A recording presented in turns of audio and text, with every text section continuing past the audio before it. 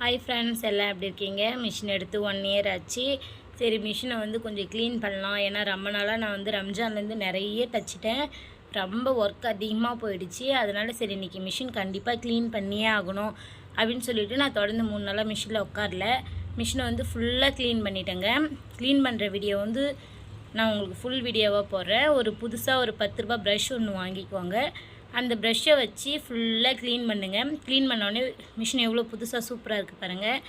Oil வந்து அதில் மேலே இருக்கிற ஃபஸ்ட்டு கோட்டோடு போடணும். அந்த நார்மல் மிஷினை விட இந்த மிஷின் சூப்பராக தைக்கும். ஒரு நாளைக்கு நான் 10 ப்ளவுஸ் கூட இதில் நான் ஸ்டிச் பண்ணுவேன்.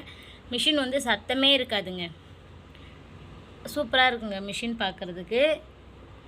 ஆயில் வந்து நான் போட்டுன்னு இருக்க பாருங்கள். ஆயில் வந்து கரெக்டாக அந்த மேலே இருக்கிற கோட்டோடு போடணும். எப்பயுமே நான் இந்த மிஷின் வந்து ரொம்ப லேட் பண்ணிட்டேன் க்ளீன் பண்ணேன். அட்லீஸ்ட் இது மாதிரி மிஷின் வந்து நீங்கள் ஒரு 1 மந்த்துக்கு ஒரு இடனாச்சும் க்ளீன் பண்ணுங்கள். க்ளீன் பண்ணிவிட்டு ஆயில் எடுத்துகிட்டு, ஆயில் என்ன கலரில் இருக்குது பாருங்கள். இது எடுத்து வேஸ்ட்டு தாங்க.